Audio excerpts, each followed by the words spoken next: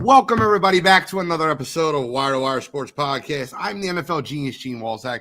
And in the upper left corner, we got Kent State's own, Cleveland's own, College Cottrell. Gentlemen, how are we feeling today? First week. How do you think I'm feeling? Kind of Go Birds. Go Birds. Go Birds.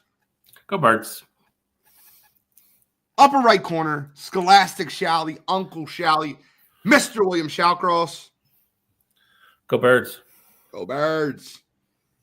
Look, I don't mean to be this way. I don't. I feel like I'm always going to start on this tangent. But, like, I watched Kansas City beat Buffalo. Nobody cared. Nobody gave a shit. I watched Philadelphia beat Washington. I'm telling you something right now. The streets of the Broad Street was filled. Might have been 30, 40,000 people out there. The Eagles fans are absolutely bonkers. Now, there's some bad ones. The guy that pulled the hat off, the Commanders fan, douchebag move. That kid's a scumbag. 100%. But with that being said, there's not a more passionate fan base in the world. Fortunately, we had a fatality as well. I know. And 18-year-old from Temple, gymnast. That's so sad, bro. It's so sad. I don't want to talk about that right now. Let's move. Positive thoughts. Woosah. We had 2 championship football games that happened on Sunday. And in the 3:00 game, I told y'all, belts to – now, I didn't think it'd be that bad. Belts to asses. Little BTA action.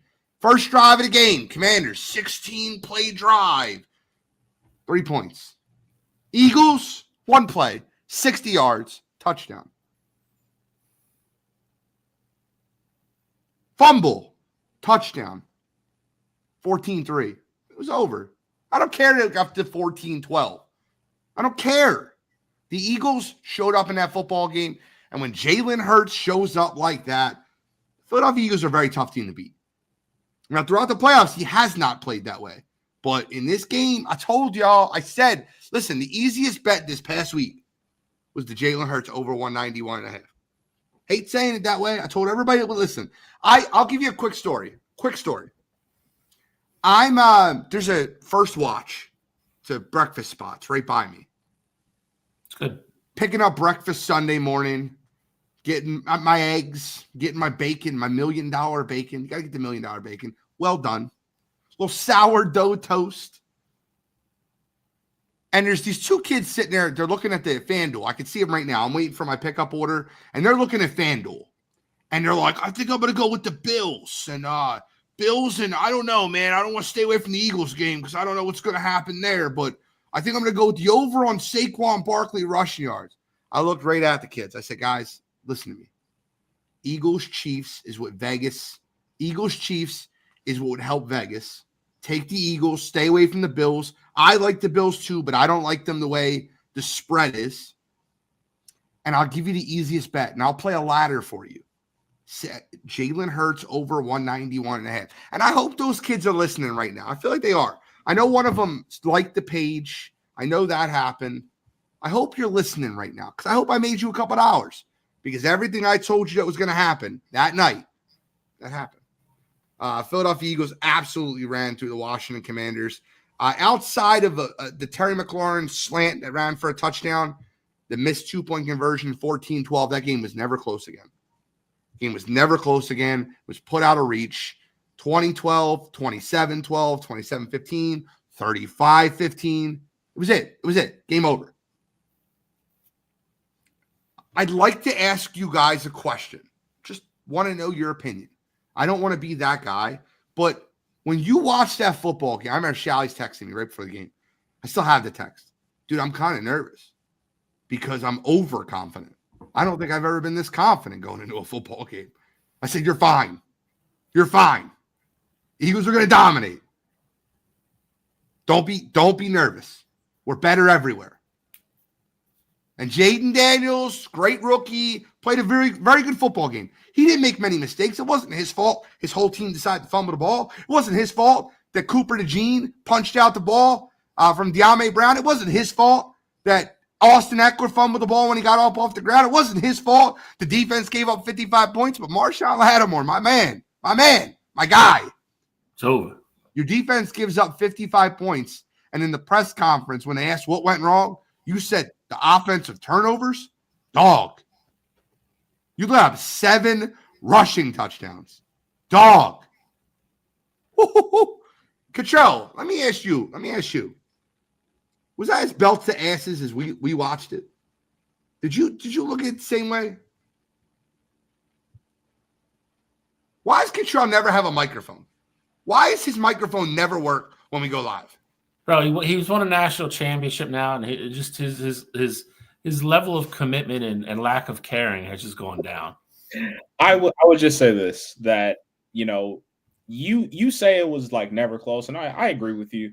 The Eagles definitely had that game well in hand. But there was a point in time where it was, I believe it was 34-23, if I'm not mistaken.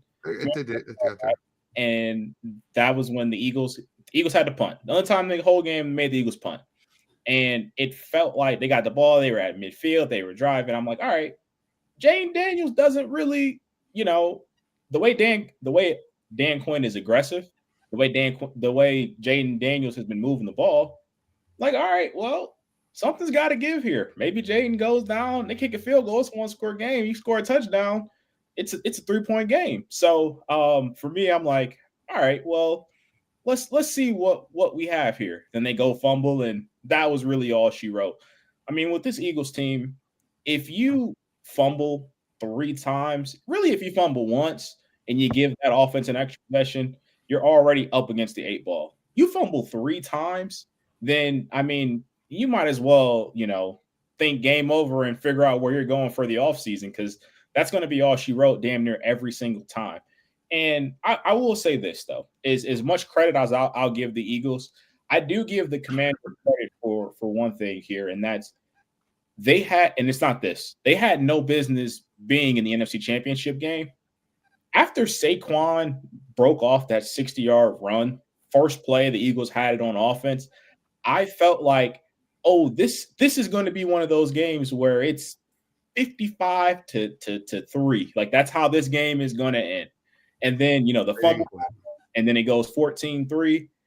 But to the Commanders' credit, although it was belts to asses, because it damn sure was that, but to their credit, they kept fighting. They weren't really out of it. I mean, hell, even getting the field goal right before halftime, going from 27-12 to 27-15, you know, it felt like, all right, they have something working here. Jane Daniels is going to be an absolute star. Having him on a rookie deal, the Commanders are going to be a tough team to look out for. But with all that said, this is the Eagles' time to shine. And, you know, you talk about Jalen Hurts having a great game. I think Jalen definitely played very well, but they didn't even need him to, you know, do anything phenomenal like in that game. He was there every time you needed him, but that team goes, as we've seen all season, that Saquon goes. And Saquon proves game in and game out that he is the best decision the Eagles could have ever made. I mean, if you want to go all in, like making a move to go get Saquon Barkley was quite literally the best thing that Eagles organization could have done all offseason. And it's cool, you know, Quignon's a star. Cooper's been great. You know, Dean was great. And I know he wasn't a new addition, but really just first time being a true starter. Bond has been great. Like, you could talk about all these additions all you want to. But Barkley coming in, having that impact on that team, I mean, literally, if shit hits the fan, you give him the ball and say, figure it out for us. And that's probably been the coolest thing to see with that Eagles team so far this year. See, I want to, John, I know you're trying to get to me. I know your stick. I know your stick, bro. I get it. You're trying to get to me. I understand. Do the Eagles have trouble covering tight ends from what Zach Ertz got open almost every throw? Wonder how many touches Kelsey's going to get to target that weakness. It's not a weakness. Let me just be very clear when I say this. The Philadelphia Eagles use Reed Blankenship to cover tight ends. Zach Ertz happens to be quicker. He's one of the quicker tight ends. Travis Kelce is not one of the quicker tight ends. He's not. Reed Blankenship should have zero issue covering Travis Kelce at his speed this time around. I do think the Eagles will bracket him with linebackers. I don't think that they'll just cover him with just Reed Blankenship. But in a game of 55-23, if you want to point out the fact that the tight end caught a bunch of balls for 8-9 yards, that's fine. That's cute. That's fine. Jalen is nice, but I'm not doing this. I'm not doing Kevin the Troll tonight. Kevin, you're lucky I even put that up there. Great season, Commanders. My opinion, Jalen better than Caleb. I guess we'll find out. I think time will tell. Right now, yeah, the answer is yes, 100%. Okay, so let's break down the game a little bit further, okay? So the one play in that football game, I felt like the Philadelphia Eagles, it was 14-12. It was 4th and 5 from the Eagles' 45-yard line. I got to give Jalen Hurts, A.J. Brown, Kellen Moore credit. They played press man coverage. Dan Quinn sent the blitz and said, I'm not going to let you beat me within 5 yards of the line of scrimmage. You're going to have to make a play. And Jalen Hurts dropped an absolute dime to A.J. Brown over the shoulder. I felt like Jalen played his best game as a professional, in the playoffs this year. But I want to bring you back. I want to bring you back. 2017-18. Opening last few weeks of the season. Can the quarterback throw the ball? Nick Foles wasn't looking great down the stretch. First playoff game. No chance that they win because the quarterback won't lead them there versus the Falcons. NFC Championship game, Nick Foles coming out party. NFC Championship game, Jalen Hurts coming out party. Will the Super Bowl be a repeat? I'll say this. If the Philadelphia Eagles win Super Bowl 59, they will officially have beaten the best two quarterbacks ever to play the game when it's all said and done, and the best two coaches to ever play the game when it's all said and done. Shall we? I mean, those are both really very interesting points at the very end, if you really think about it. Kind of crazy to kind of get ahead of yourself and maybe think about that, but I mean, they might be true too. Overall, I think Jalen looked really good. I mean, I think Jalen did exactly what he needed to do. I definitely don't think he was anywhere near as hurt as people made him out to be. He ran the ball very effectively all night, looked fast, looked strong, didn't really avoid contact, or just kind of run out of bounds for no reason. I don't want to get ahead of it because I know we're not going to preview it till next week, but I just think they're a really, really, really good football team. And I think from top to bottom, I think they are by far the best team that Kansas City is going to play this year. I'm usually a little bit of I don't want to say pessimist, but not usually as confident as I should be sometimes. And, it's very, I have no nerves about that game right now. Like none. I do. About the Super Bowl? I have very big nerves about the Super Bowl. Oh, that's nuts. That's nuts, Bill. Even if you think they're the better team, Pat's on the other side. That's crazy talk. All right, listen. I'll break it down next week. We'll break it down next week. We will. We always do our full breakdown. For sure. Next week. I will say this. I am absolutely worried about the Super Bowl. You have as you should be. Well, we're going to talk about it, right? You have Pat Mahomes. You have Andy Reid on extended break, giving him, a little extra time to prepare. Patrick Mahomes is 8-0 against Vic Fangio-led defenses. And guys, this is going to be controversial. Here we go. And you have the officials. Guys, I don't want to be that guy. I don't want to be that guy. Trust me when I tell you, and I know that I'll get called a tinfoil hat kid. I don't know. Whatever you want to say. If you watch Kansas City play football this year, particularly last week, and it's like everyone's like, well, it's bang, bang, and you can call it either way, but they get every 50-50. You can call it either way. And if you watch that football game, Buffalo versus Kansas City, it looked like Buffalo was marked a yard short on every play. I thought Dawson Knox had the first down the play prior. I know Josh Allen got to the 40-yard line. I know Josh Allen got to the 40-yard line. With that being said, I'm not going to stand up here and say 100% the Buffalo Bills win the football game if Josh Allen gets that first down. Ultimately, they got the ball down 3 with an opportunity to win the game. They did. They got the ball down 3 with an opportunity to win the game. Yeah, I don't think it was a catch. I think it was an incomplete pass, but there was a defensive holding call on the play, so they would have had a first down. I'm not saying they wouldn't have scored that drive. I think that a couple of things could have went the way of Buffalo, and Buffalo would have had an opportunity to win the game. With that being said, you give the ball to your quarterback, and he has an opportunity to win a game. Down 3 with 2 minutes left in the football game, you have an opportunity to win the game. And I said this the day afterwards, and I'll say it again now. The Kansas City Chiefs are treated like a boxer who is the champion.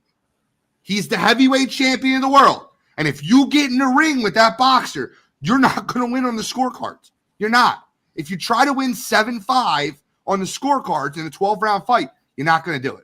You got to win decisively. You got to win by knockout. It has to be 9-3 on the scorecards. It has to be my knockout. You cannot leave it up to chance. Because if you do, and here's another stat that's absolutely insane. 7 times in this playoff career, 7 times, Patrick Mahomes has had the ball in his hand with a chance to tie or take the lead with 2 minutes left in the fourth quarter in a playoff game. Do you know how many times he's converted? 7. 7. That's unbelievable. 7. And one of those was the 13 seconds. I'm just trying to give you the realistic approach behind it.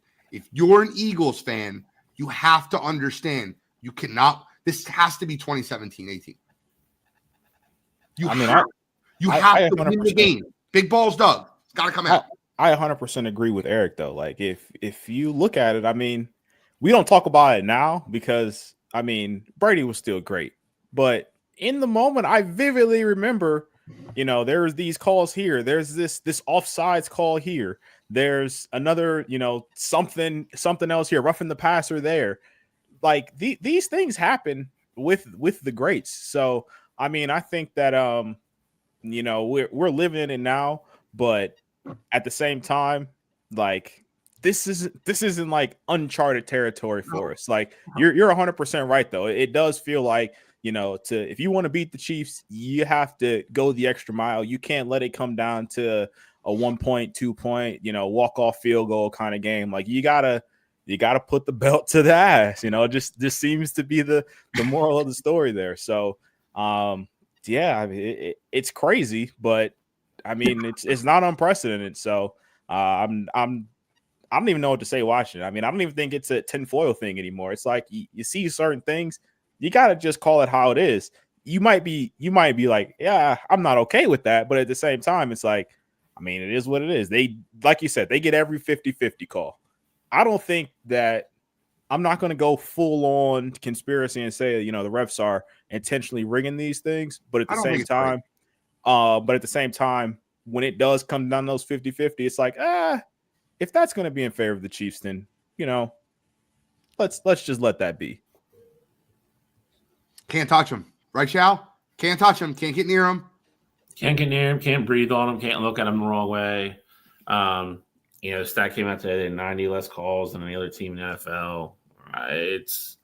It's maddening, but it's there. I mean, it's in front of everybody's eyes, and I think more people are starting to look at it and see it. But kind of like what Trell said, you take that out of their hands, and, if you can go completely boots to ass and just win the football game, then it doesn't matter what the refs do. And that's got to be their approach. They can't get hung up on that crap. I don't think they will. They just got to go out, execute whatever game plan they come up with. And just out execute and be more efficient on both sides of the ball. And I think they'll be fine. I think this is, I just want to address this. I've seen this on numerous platforms. I've also watched the all 22 on the game just to see if there was no flag on the ground. Don't take that the wrong way. It was on the screen. It was CBS that made the mistake. Yeah. There was no flag on the play. I watched the all 22 on it. And trust me, I would love to be on board with this, Lazy. I would. There wasn't. CJGJ hits Pat like he did Pacheco, and we get to watch Wentz like a deer in the headlights. Oh, my goodness. That would be a fun thing to see. Somebody brought up to me the other day, and it's frightening to me. Why is that frightening? Wentz is frightening, but Mahomes isn't? He's like, I'm not worried. Because listen, if it comes down to that is at that point CWS. The universe working against you, and there's nothing you can do. Andy Reid will take Jesus Wentz down the field somehow, and they'll win, and it'll be the ultimate retribution and the biggest fuck you there's ever been to the Philadelphia Eagles, and we'll have to just eat it. And there's nothing you can do. There's nothing you can do. You got universe and God on your side. We can't beat everybody. Godfrey's right. If Wentz wins, true. He's right. If Wentz is in that game, and they win with Wentz playing quarterback, Philly will be no more. I will say this for the hell of it, just because we brought this up. I think if Wentz is playing, the Eagles are very much taking care of business. But for the hell of it, next week I might have to sprinkle a little bit of money on Carson Wentz Super Bowl MVP just to see what happens there. I wonder what the odds on that would be. It's got to be, somebody can look that up real quick. Got to be nuts. It's got to be insane. Just put $1 on there. You know, I feel like you probably. Well, let's see. But there's something I want to bring up though. Buffalo made numerous just really big mistakes in that football game. Now, let me be clear. They went toe-to-toe with the defending champions in their house and had every opportunity to win the game. Here's one of the big mistakes I wanted to point out, and I just wanted to get you guys' opinion on it. On that 4th down and 1, where Kansas City decided to go for it in their own territory, at their own 38-yard line, there was a timeout called before the play. How in the world, if you're the Buffalo Bills, do you allow Pat Mahomes to run around the edge? My only game point, in that scenario, they're not taking the ball out of Pat's hands. They're not handing that ball up in the middle. There's no way. If there's a huge spot in this game, Pat Mahomes will have the ball in his hand. And if the Philadelphia Eagles cannot play contain or maintain gap integrity, he is going to scramble for first down. I don't worry about the Kansas City Chiefs receivers getting open versus our secondary. Man on man, player on player, we're better. Nobody in that receiving score scares me like they're going to I really think that Hollywood Brown's going to juke out, Quinyon Mitchell. It's not going to happen. I think Xavier Worthy is going to have his way with Cooper DeJean. I don't think so.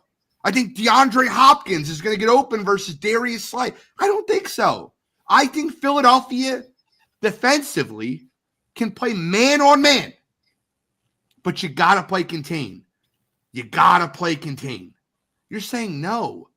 Why are you saying no? Because I think that would play right into the Chiefs' hands. Like, I understand, I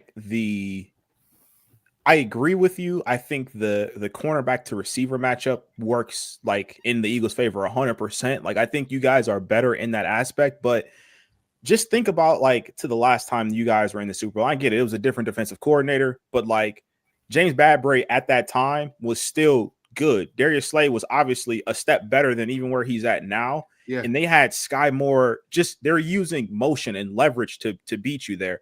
I'm just saying, I think man is going to be good for you. But at the same time, I also think with the way that Andy Reid puts things in play, you get the motion, you get the orbit, you get those kinds of things. That's the dangers that man coverage gets you in. So I think that, of course, you still have to play man coverage, but I also think you have to mix it up a bit because we already seen that lesser receivers like Sky Moore and Mecole Hardman, I don't trust those guys. Xavier Worthy, Hollywood, Nuke, like all three of those guys are millions of miles better than those two guys, even at that time. So like, I just think there has to be more to it. Vic Fangio will find a way to get pressure. This Eagles defense is better even when they were from then. I thought that defense was great too. But I just think you have to do more than that, because just man on man, like it sounds good, but it's Andy on the other side, and he'll find a way to exploit the matchups even if you have the better corners there. I mean, I think they're definitely going to mix in zone and man, but the Eagles have done a great job of passing off man coverage and motion. They've been one of the best teams in the league at passing off man coverage and motion and understanding. And that's where they really got us last year, was the fake motion, backwards motion. They ran the same play twice. They scored 2 touchdowns on the same exact play. It's basically a fake orbit. It's a receiver goes in motion, stops, goes back the other way when it's passed off to defenders. It's brilliant scheme against men, but the Philadelphia Eagles have fixed that concern.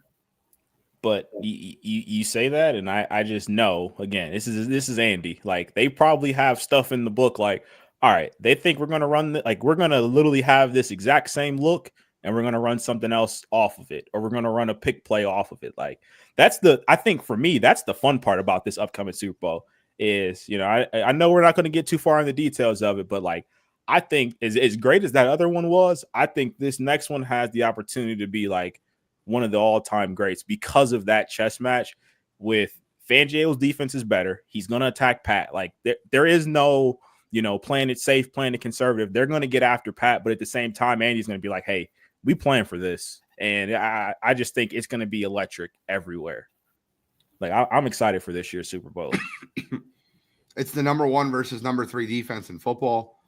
It's, Patrick Mahomes and Andy Reid versus the number 1 defense in football. I mean, it's what, and I'll tell you right now, the thing that is, and we'll break down the game a lot more next week, and I'm not going to get too far in his, but the thing that really hurt Buffalo in this football game was Spagnuolo calling up these aggressive blitzes. The Eagles' offensive line has to be prepared for that. Let's talk about that 4th and 5 play.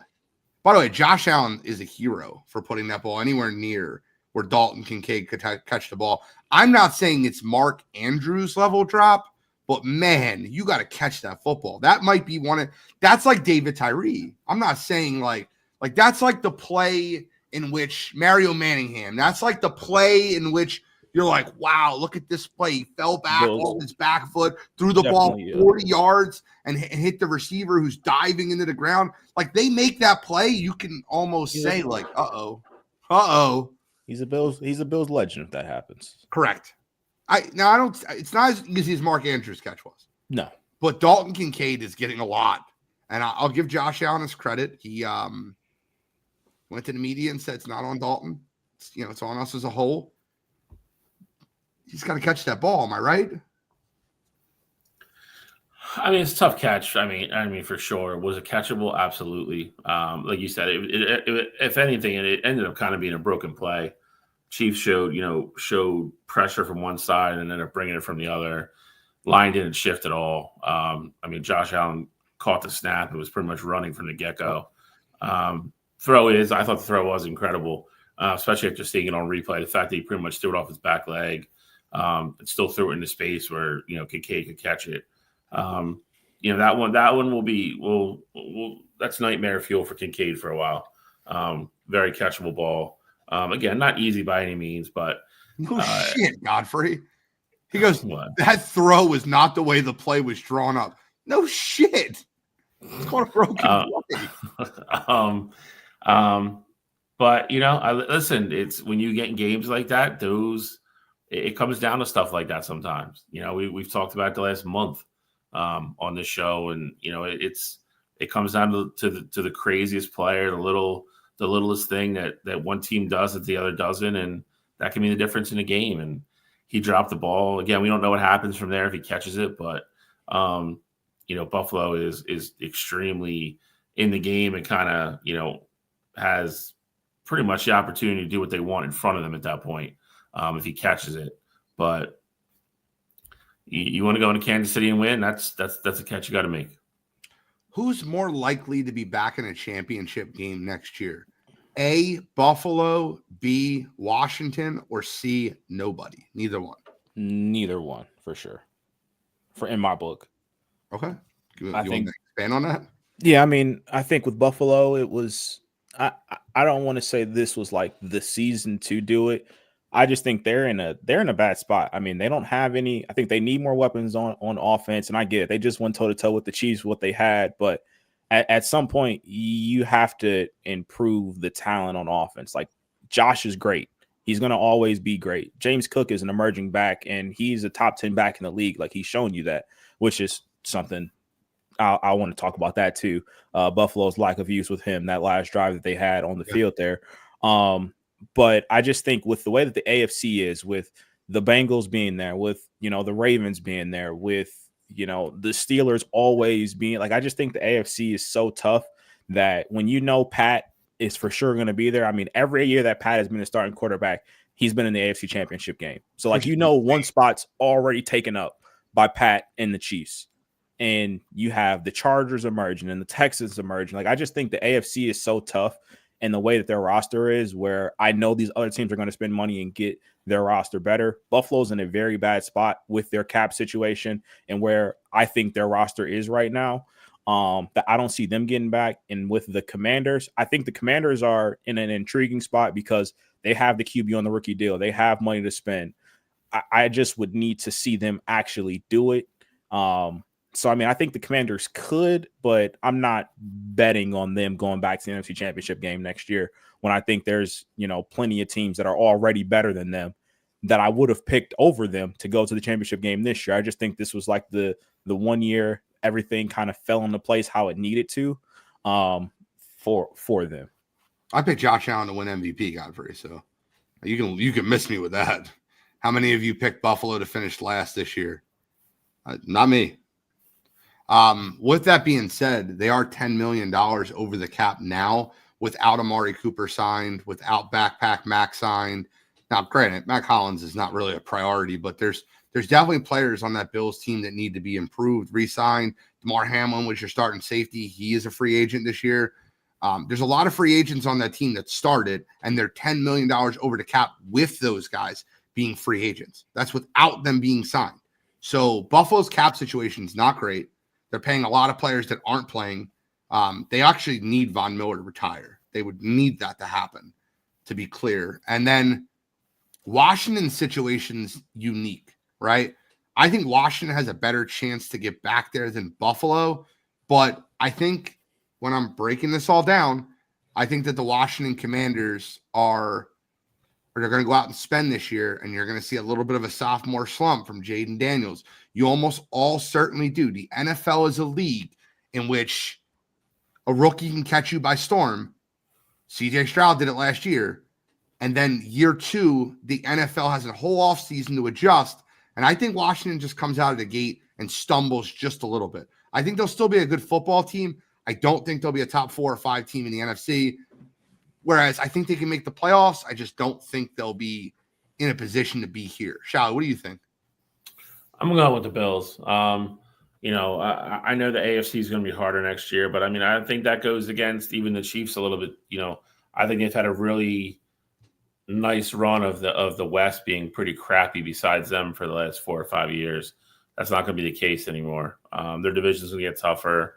I don't think the East is going to get any better. And their cap situation is $10 million. It's not the end of the world. With the way people move money down the road and everything else, you can erase that in a play or two. And I just don't. I think if you want to look at Buffalo as saying they had a magical road, I don't think the year breaks for Washington the way it does either. Again, there's a lot of stuff on tape with Jaden Daniels that this year that I don't think he gets away with certain things next year. And I think San Francisco will be back next year.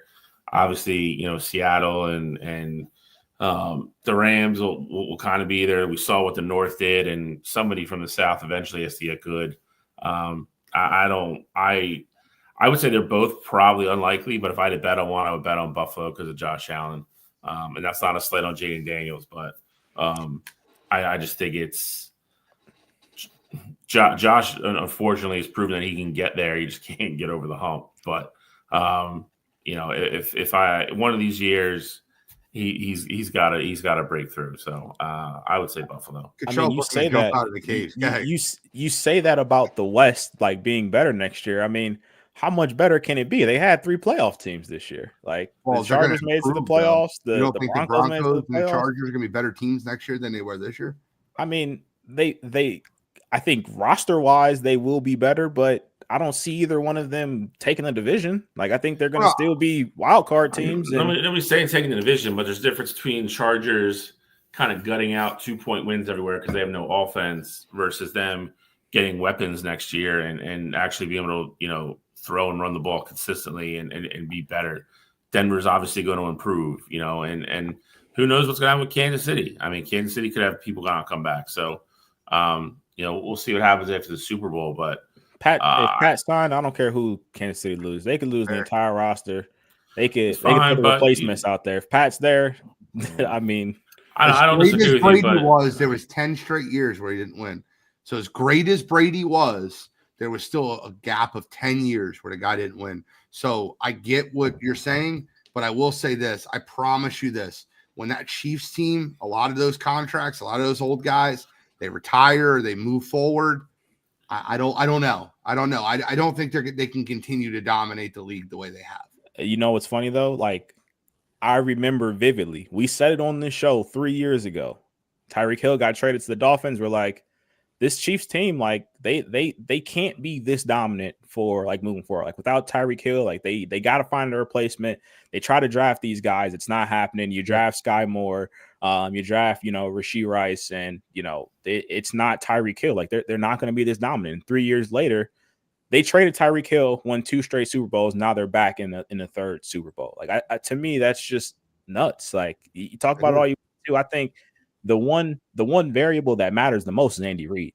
Whenever Andy Reid decides to retire and stop coaching football, that's when I think you see that drop off with the Chiefs. But even with Tom, like Tom is as great as he wasn't in the AFC Championship game every single year. Like he was great. Don't get me wrong, but what Pat's doing, like at this point in his career, is just it's unparalleled. 100%. I mean, kind of reminds you of Michael Jordan. Oh wait, here we go. I did that 3 years ago. Listen. I mean, eventually somebody's going to step up and be Peyton Manning, though, and that's when it gets interesting. Right. Until they do, it's like we all love Joe Burrow, but I mean, you mentioned them in your thing. If they don't get their defense straightened out, I don't care how good Joe Burrow is next year. They keep giving up 35 points a game. They're not legit contenders. Baltimore can't get over the proverbial hump as good as they are in the regular season, and Pittsburgh still doesn't have a goddamn quarterback. So we'll see. We'll see what happens. We got to move on. We will break down. We will break down the Super Bowl as a whole next week. There is other NFL news that I need to bring up. We need to talk about some things that happened this week. I want to start with, and guys, I really examined this hire, and I wanted this hire to be Joe Brady. And I really just took my time to learn Liam Cohen. I just wanted to. And then I see his introductory press conference, and I just don't. I don't think I've ever seen more pandering. I don't think I've ever seen a guy just look. That was. Listen to me. It's the second worst press conference that I've seen this year. So we'll talk about that in a second. But Liam Cohen's not the guy in Jacksonville. I think he'll improve the offense. I think he'll improve Trevor Lawrence. I do believe that. I don't think Jacksonville takes any real steps forward. What are your thoughts on Liam Cohen being the new head coach of Jacksonville Jaguars? By the way, just to be clear, he was an OC for the Rams. Then he was the OC quarterbacks coach for Kentucky. Then he was the OC, then he was at Tampa Bay. He's every year has been 1 year. 1 year, move on. 1 year, move on. 1 year, move on. 1 year, move on. I don't know, man. What are your thoughts on Liam Cohen taking over for the Jacksonville Jaguars? Trevor Lawrence better call his agent and tell him get me the hell out of here. That's where he needs to start. I agree with you. It's one of the weirdest press conferences I've ever seen. He kept swaying back and forth. He just talked weird. Like there's a part of me at times I was like, is he high? Like I didn't know. what was really going on. And I think it's really weird because I think, to your other point, I think unless you're a hardcore NFL person, this is probably your first exposure or kind of any kind of interaction with him to watch that press conference. And if you're a Jags fan, you just got to be like, we're screwed. Like I don't know, man. I don't know. This was a bad hire, though, John. John said people were saying that about Mike McDaniel in Miami with his press conference. What has Mike McDaniel done? He's not won a playoff game. It's a bad hire.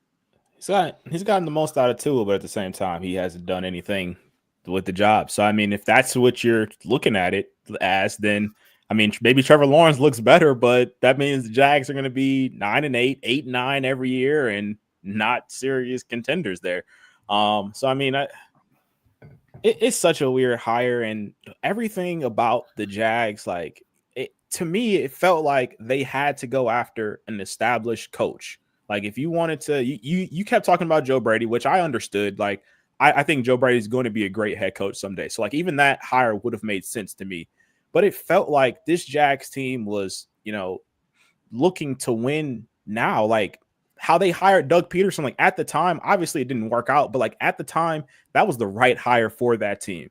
Everything was trending in the right direction. They beat the Chargers in that playoff game. Now, obviously, over time, you see that it wasn't going to work out there with Doug. But, like, that was the move that they were supposed to make. Like, that was how you were supposed to get Trevor Lawrence to ascend into being that superstar quarterback. Do you think that Doug move didn't work out because of Doug, or do you think that move didn't work out because of Trent Baalke not putting the right team on the field?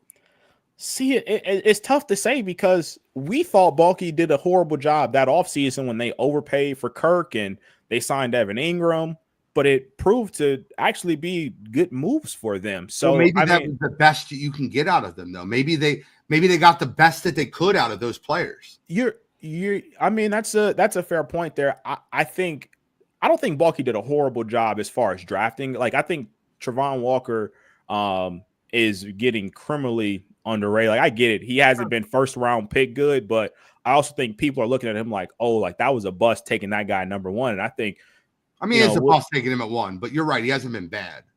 Correct. He's not bad, but he's not Myles Garrett. He's not. Hutchinson. But he's not Aiden either. If you're looking at that pick, though, that pick's a miss. But that's why that we're looking at it like he's not Aiden. Like, I 100% get it. He's not Aiden. But at the same time, like, if he went out next year and he had 13, 14 sacks, and I get it, he's not a number one overall pick, but like that, to me, that's not a bad draft pick. Like, I get it, it's a miss. It's not the superstar.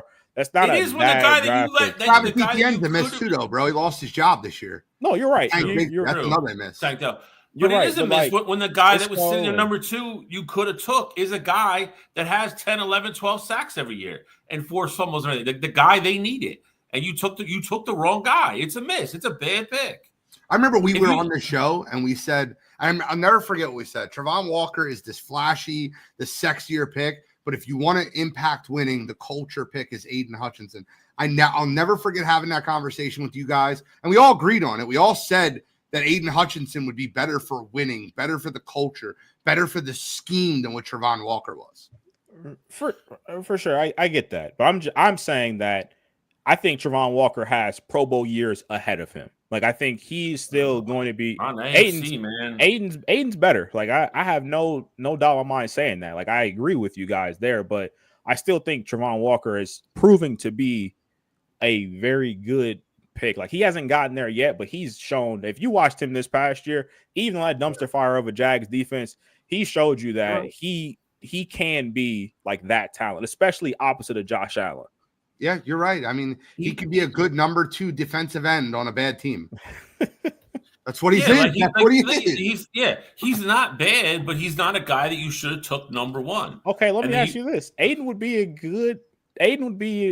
better than Travon Walker. Again, I'm not making no bones about that. Aiden would have been bad. He still would have been on a bad football team with good numbers. I don't think that team is as bad when you put a leader, a culture builder. Bro, that matters. Aiden Hutchinson affects other players. Detroit did a great job of bringing the right people in. Like, Aiden wasn't the sole guy to change that. Like, that was the biggest part of it, though. Yeah, that part I did. I mean, I disagree with that. You don't think he's the biggest part of that defense? He's the. I mean, as far as He talent was wise, literally the person that they started to rebuild that defense around. This is what I'm saying. Look at the locker room. Like, we saw the Lions on Hard Knocks. They had Dan Campbell. You have Aaron Glenn. When you have those guys, like, Aiden is the perfect guy to buy into what they're selling, to spread that across the entire defense. I'm saying in Jacksonville, they have no coaches that were there to be like, hey, this is what we need to do. This is the culture we have. Because even with Doug being as good as he was, that year that they made it to the playoffs, they didn't have a culture. The Jags didn't have a culture.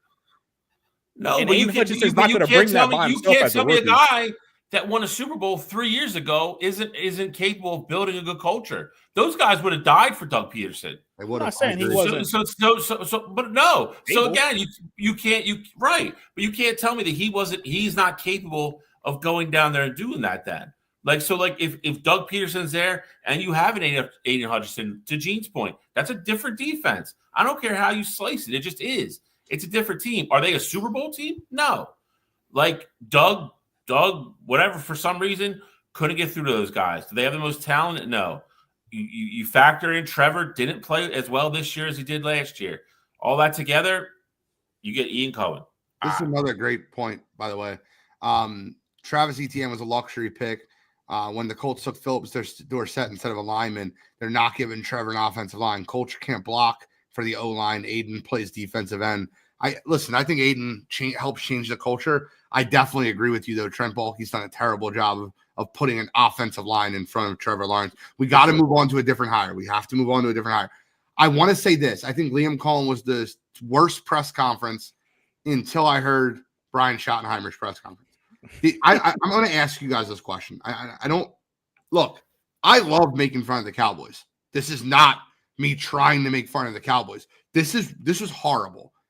From an outsider's perspective, Cottrell, did you hear that press conference? If you didn't, it's okay. You heard it? I did.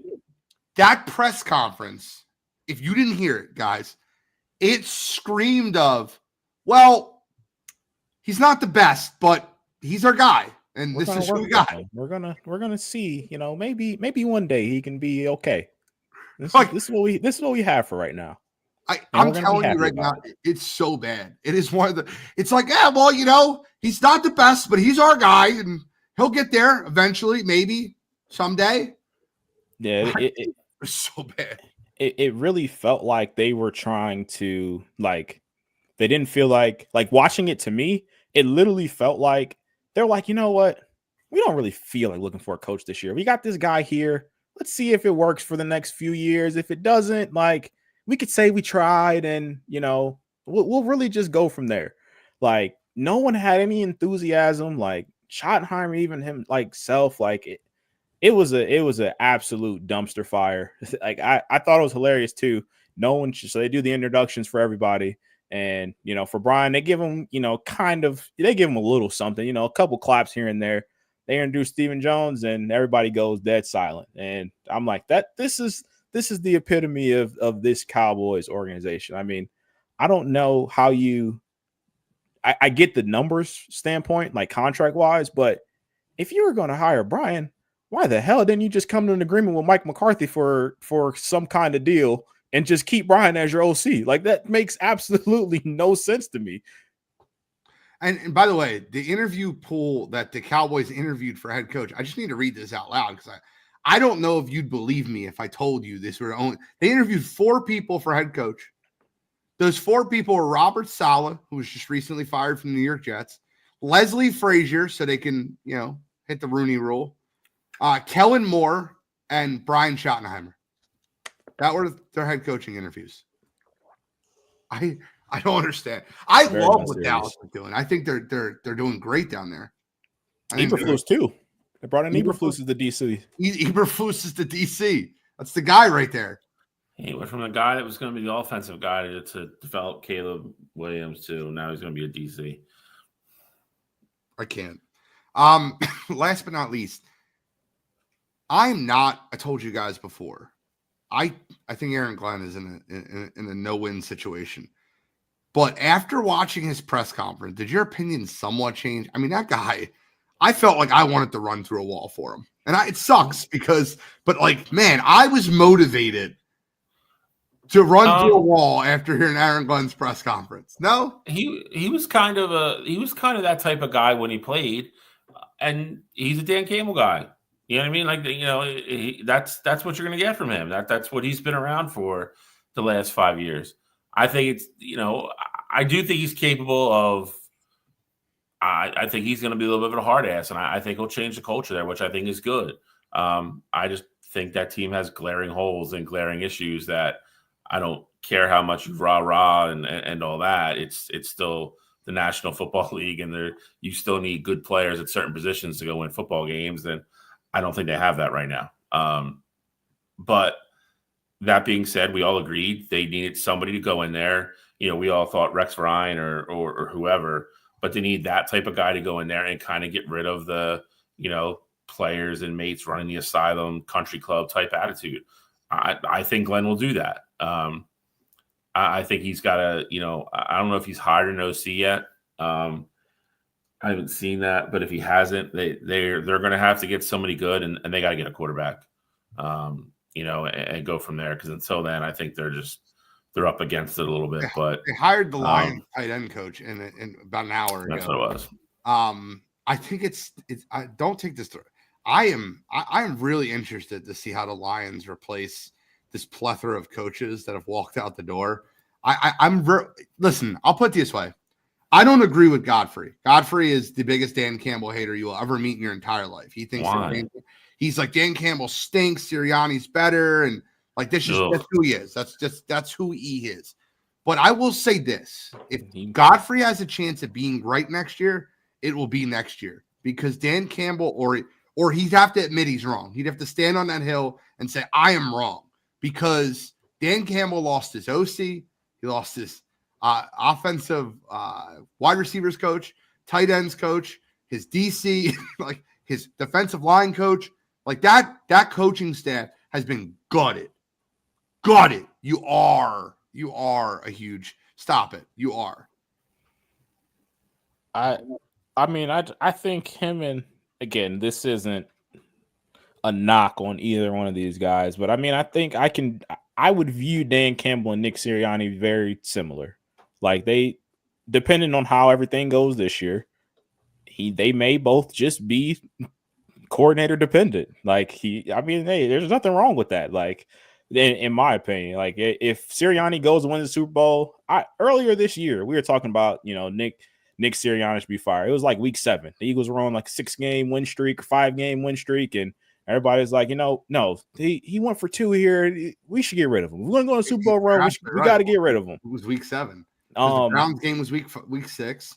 The Jags game was week 7. And after week 7, he got the most criticism. He was yelling at fans. Exactly. Multiple times. You're exactly right on the week. And so, like, he was making bad decisions there, but now they're in the Super Bowl. They have a great opportunity to go win the Super Bowl. And if he does, like, no one's going to remember what happened in the middle of – Eagles fans will, because next year if it happens again, or if Kellen Moore gets plucked and the offense doesn't look the same, or Vic Fangio ultimately retires and goes to a different team, like, then you have those conversations. But as it stands right now, he'd be a Super Bowl winning football coach. So, like, with Dan Campbell, I think, again, we talk about it all the time with the quarterbacks, winning matters. If you can find a way to win football games, like, that's ultimately – the end of the day, what matters the most for everybody. And I think if Campbell go get the right coordinators for himself and be fine, even if they stink this year, if the Lions go 9-8, make the playoffs, get bounced out the first round, that sounds exactly like what happened to the Eagles the year after their coordinators got plucked. Then they got the right coordinators in the building, and now they're in the Super Bowl. I don't disagree that Dan Campbell could be coordinator dependent. I will say this: if Nick and I don't, this might come off as wrong. This might come off as haterish. This might come off. I'm telling you from a guy that watches Eagles football constantly. If Nick Sirianni wins the Super Bowl this year, it'll be a feather in his cap, and he'll deserve that. But the Eagles aren't winning the Super Bowl because they have elite head coaching.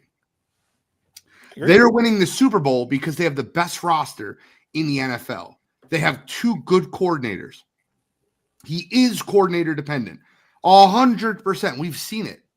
Last year, when they let him go out and promote one of his guys, Brian Johnson, to be the from the quarterback's coach to the offensive coordinator, and they went out and hired Sean Desai, you've seen exactly how poorly coached that football team was. You're an offensive guy. I will never forget watching that team not know how to beat the blitz. I won't forget it. I won't forget it. Won't happen. Just my opinion, and nothing against Nick. I think he's a good motivator. I think this team would run through a wall for him. I think they like him. I think you could see it, right? What? I said everybody except Jalen. No, they seem to be at least. I don't think they're buddies, but they've at least, I think, put stuff to the side and. Nah, that Jalen comment about getting put out of his straitjacket, like. I don't think that was against Nick. It was just weird. It might not have been against Nick per se, but I'm just saying it was all week. I'm not kidding with you. I think all week he heard Jalen Hurts can't throw us into the Super Bowl. Jalen Hurts this, Jalen Hurts that. And he's the type of guy when he has a game, he has to friggin' rub it in everyone's face. And I love Jalen as a player. I think he does anything to win. I think that there's times where he doesn't trust the offense, trust where the ball is supposed to go. You see it time and time again. By the way, if you guys didn't watch the game this week, Tom Brady did an absolute hell of a job of breaking down that football game.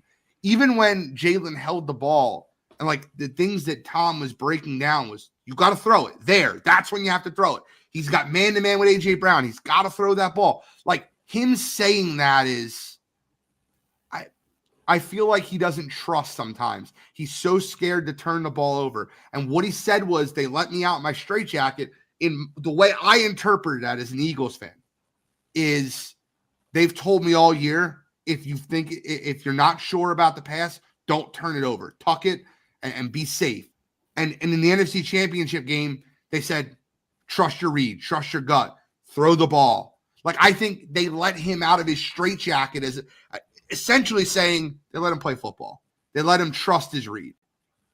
I don't think it was toward Nick. I don't. I think it was more towards the general media. I think it was towards everybody personally. I think Jalen is, like you said, once he has those good games, like we saw, he came on media, he was like, that's what you guys wanted. Like, I just think he's very. By the way, it's the most annoying press conference all year. It was so annoying. I think I'll say this. I think he's a great, like, I don't want to put anything on his character. I think he's a great teammate. Like, I think he does, like you said, he does whatever he can to win. But at the same time, like, I also think that Jalen gives me these vibes that he thinks everybody's against him for whatever reason. And so. Well, that's his mentality, though, bro. And I love that. It makes him work harder. I'm good with that. I get it. But I'm just saying, I think at times, though, Nick Sirianni falls in that boat, especially with their past. A.J. Brown fell in that boat earlier this year. So, I mean, I think it was more so towards everybody, but I mean, that's just where I saw it as. Last thing before we get into trivia, we're going to get right into trivia. Last football question I want to ask. Do the New Orleans Saints hire Kellen Moore? Does Kellen Moore take the job? I feel like nobody wants that job all of a sudden. Well, Mike McCarthy pulled out of it, which was hilarious. He was like, I'm going to see how it looks in 2026. By the way, Mike, I got news for you. Not a lot of people want to hire you. No, but he pulled out of it, and I think somebody else declined to go down. Joe Brady, which obviously, if you're the Saints, was probably the number one name back left on the board. I mean, listen, they're still kind of in cap hell. You could argue you need to rebuild both sides of the ball. It's other than having a great fan base, which they do, and a family that is firmly behind the team. That's a project down there right now. I don't know. I think that's a lot of, I hate to say it, but I think with the, the way we've seen coaches kind of getting yanked after a year or two, I mean, you're not going down there and turning it around in a year. To go down there and think realistically, you only have a year to really make it work. That's a steep hill for anybody to climb. Kellen Moore should 100% make that very clear. I need guaranteed money for years 2 and 3, and I need you to 100% guarantee me you're not going to give me 1 year. This is more than a 1 year rebuild. This is not a year thing. They gave Dennis Allen 3 years. 3 years, and he stunk. the entire tenure. So, I mean, I don't think you should necessarily worry about that with the Saints. I get it. That's been the landscape of the NFL, but the Saints have given their coaches time. I wouldn't disagree, but Dennis Allen is kind of, I mean, that team is worse off now than it was when he got it. Yeah, for sure. And the trend has kind of picked up the last couple of years. If I'm Kellen Moore, I'm not taking that job. But and I think it's a shitty way for Flores to have to get back into head coaching for him to take it too. I would take it though, because he's a culture builder. You watch what he did in Miami. If he didn't have a terrible owner in Stephen Ross, they would be. Miami probably would have made an AFC Championship game by now. I agree 100% what you just said. I agree with that. Stephen Ross was the problem there. We got trivia. I got just one quick thing that I want to say about that though. Is that I think the Saints situation is interesting because it's like a damned if I do, damned if I don't situation. I think the Saints are an organization. They've shown you that they're willing to spend money. They need to get out of cap hell though, and that's going to take time. You need to find a quarterback. I mean, I think they have some pieces that you can kind of build around. I think the offensive line is good. You still got Kamara, who's still young, and the receiving core. Olave's had a ton of concussions, but good young receiver. And then the other one, the speedster from this past year, that Shaheed, came out of nowhere. Like, I think you have a good structure there. You just have to be patient with it. If I'm Kellen Moore, the job itself on the surface sucks, but I also think at the same time, like, if I know that I have 3 years, I have plenty of time to get that right. Because at the end of year one, we should be approaching the end of cap hell. And as long as we draft right, the South stinks too. Like, I know that I have an opportunity to make the playoffs. Okay. You're right. And we'll get into that. We're going to get to trivia. Let's put the banner up for trivia right now. Shally's dominating 3-1. Alvin's almost 30, bro. He'll be 30 before the season starts. Yeah. I didn't realize he was that old. Trivia question this week's fun one. Okay? And we're not going to do 10. We're going to do 12. You'll understand why 12. And I feel like you're going to get through 8 of these super quick. So I want to do 12 this week. Is that fair? Sure. Top 12. I have 13 and 14 for a tiebreaker just in case. Turn your comments off. Put your hands up in the air. I'm just kidding. Wave them like you just don't care. All right. So I'm going to put the trivia question on the screen. It's the most career rushing yards for a player that was active this year. 1 carry minimum. Most career rushing yards for a player that was active this year. So they're still active. 2024, they had at least 1 category. 1 carry this year. Bunch of these are easy, but it gets very interesting. Shally, you are first. You can take some low-hanging fruit off the board. There's a bunch of it. Have fun. Enjoy your fruit. We're going to give you guys 15 seconds per answer. All right. So we're doing top 12 active players in rushing. That's what we're doing? Correct. They were active this year. They had at least 1 carry.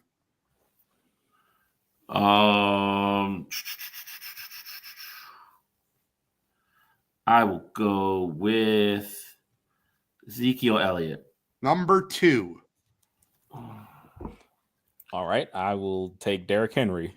Number 1 by a long shot. Not close. I was not expecting you not to say Ezekiel. I was not expecting you got to throw Henry. People off sometimes and see if you just make them skip something. I'll go Alvin Kamara. Alvin Kamara is number 8. Wow. Well, if he's on the list, don't shake your head at me. Saquon Barkley is 100% on the list.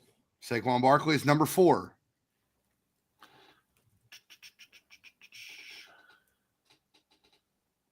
I will go with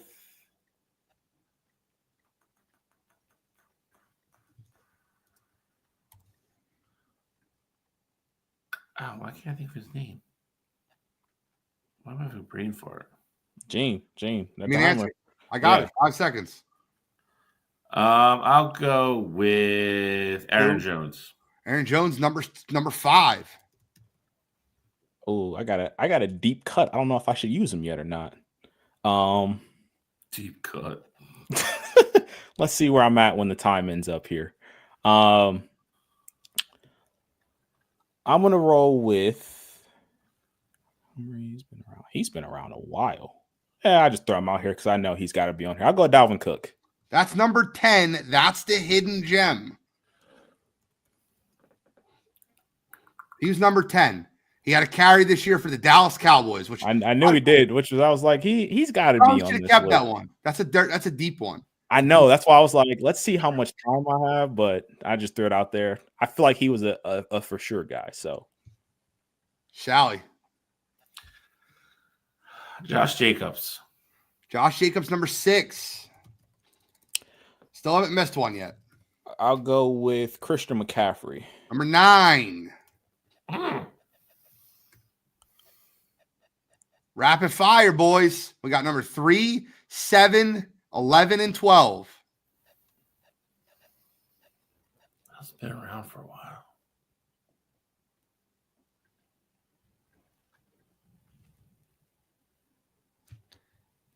Five, 4. Need a name. James Conner. James Conner is not top 12. Wow. That's a strike. I can't say what I want to say, but it's not a bad guess. All right. So you got some guys on this list. I'm trying to think. I'm like going through the leagues here. Like it's a fun one right now. It is. 5 seconds. I got one. I don't think he's on it though. I'll go Nick Chubb. Number 7, Nicholas Chubb. Cottrell takes the lead by 1. Number 3, 11, and 12. Who is number 3? I'll go Joe Mixon. That is number 3. Cottrell, you can do no worse. Listen, you get first tiebreaker. You're tied right now, but Shally did go first. I need 11 or 12. All right, so let's just go through these here rapid fire. Did he take a snap this year? Go Miles Sanders.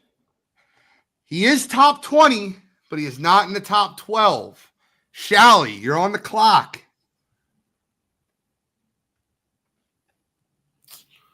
Crap.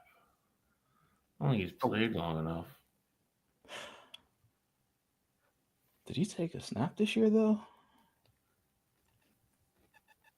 5. I'll go Jonathan Taylor. Number 12, Jonathan Taylor. Shally takes the lead. Cottrell a chance to tie. 1 player left in the top 12. Okay. 1 player left in the top 12 is crazy. And I really don't have a guy right now.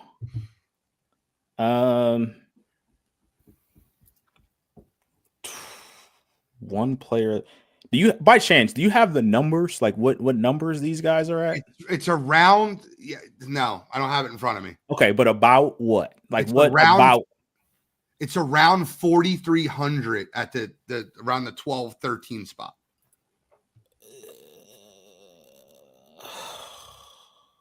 All right, how much? 5 seconds. I answered a question for you too. No. Lamar Jackson. Number 11, Lamar Jackson. We have a tie. We have a tie right now. Now, I'm gonna say this, right? There's 2 players, 13 and 14. One has been named already. I gotta take that number off the board because I reacted like an absolute moron when he was named. That was James Conner. I don't care who gets it. I will keep this open right here. The first person that says it, when I say go, the first person that gets number 14 wins. That's the rule I'm making this week. And go. You can rapid fire. It does not matter. First person that gets it. Austin Eckler. Tony Pollard. No. God damn it. That's my next guess. Awesome. That's a good one. Leonard Fournette. No. Ooh. J.K. Dobbins. No. Hell no. Damn it. I love this. I love this. Stevenson. No. Ramondre, no. Fuck. That's wrapped off the top 20. You're just missing number 14. At a point, are we going to get a conference?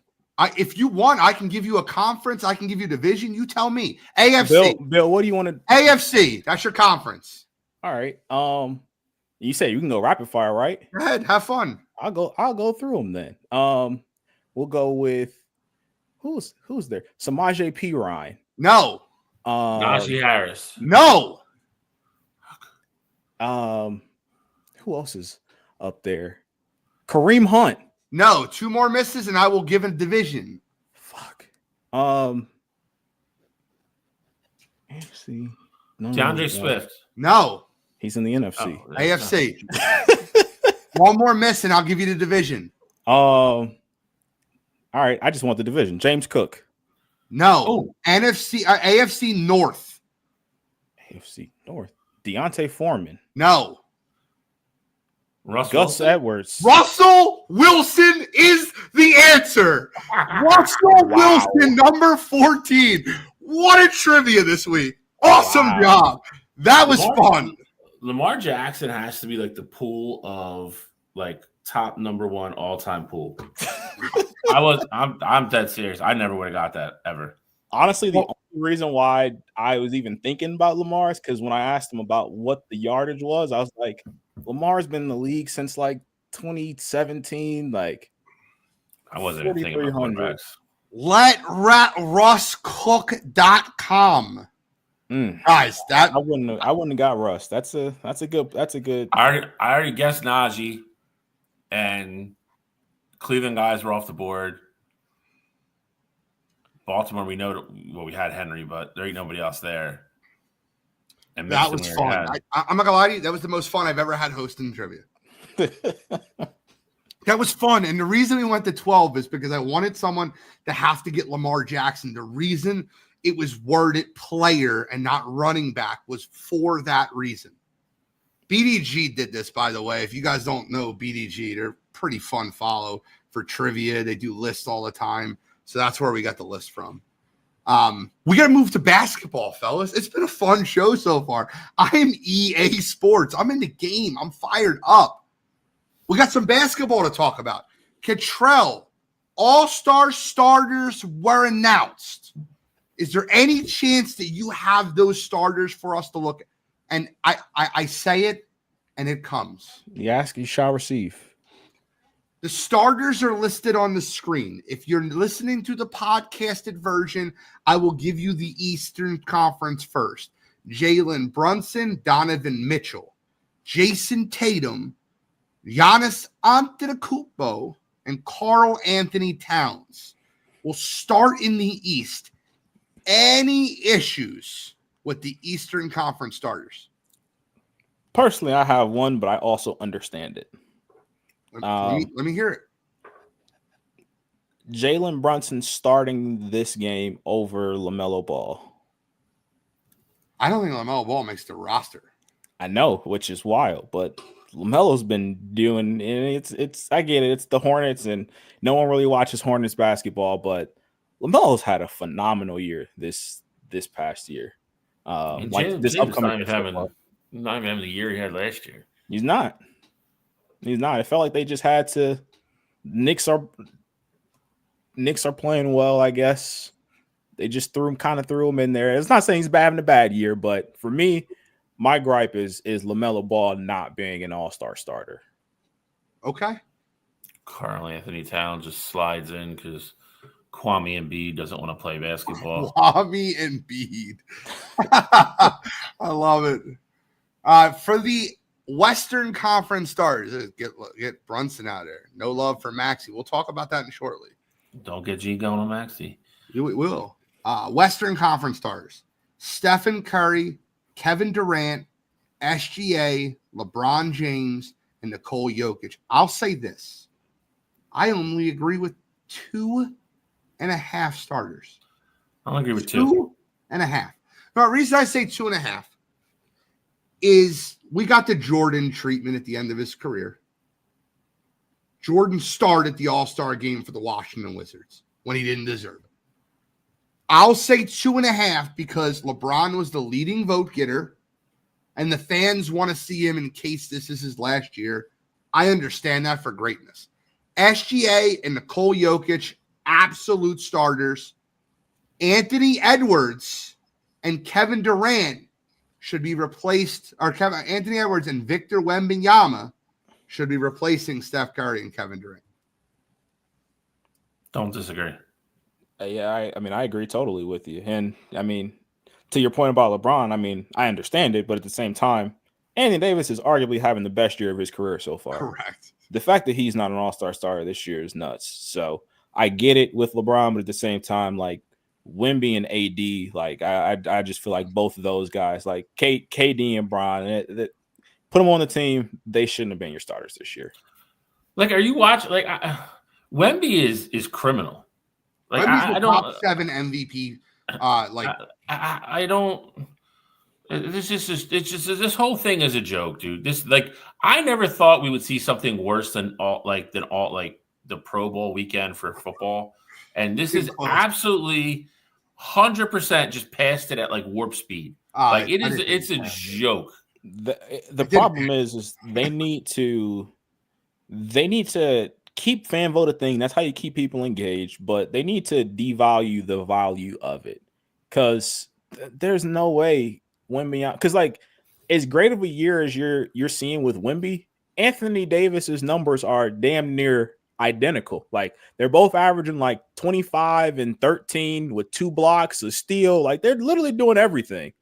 So for the fact that, because everybody knows KD, everybody knows LeBron, like those are your guys that are going to be getting the votes here. And I'm not even just saying that it's just the fans' fault here, but we have to figure out a way to put the best 5 in each conference in the starters pool, because this historic, what do we call it? This lifetime achievement award. Like we got to stop this process with that. I do want to ask you guys, and I agree with you 100%. I do want to ask you guys a question. I'm going to give you 6 players, and you have to eliminate 2. Is that fair? Okay. I'm going to give you 6 players that you can talk about for Eastern Conference reserved guards, but you got to eliminate 2. Okay? Here are your 6 players in no particular order. Trae Young, Tyrese Maxey, Cade Cunningham, Darius Garland, Damian Lillard, LaMelo Ball. You have to eliminate 2.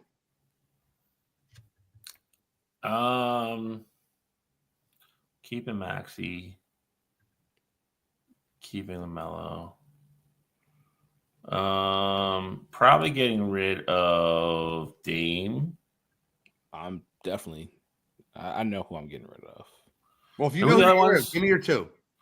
I'm getting rid of Dame. I need to know names again. I'm getting rid of Dame, and I'm getting rid of Trae Young. The names are Cade, Maxey, LaMelo, Trae Young, Darius Garland, Damian Lillard. So it's between Trae and Damian.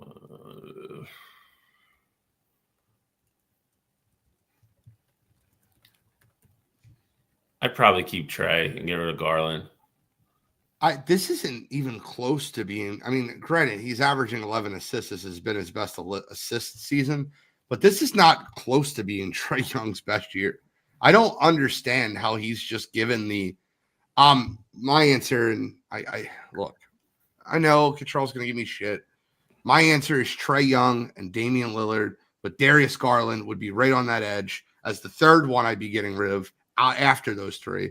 The surefire ones for me are LaMelo Ball, Tyrese Maxey, and then Cade Cunningham. Those 3 are my 3. And then after those 3, then we can have a discussion. Now, does Darius Garland get it because the Cavs are the best team in the East? Maybe. That might be why you do it. Statistically, you put him up against Trae Young's numbers. Trae Young's better in points. Trae Young's better in assists. Not better in wins. I get it. But Trae Young's statistically better.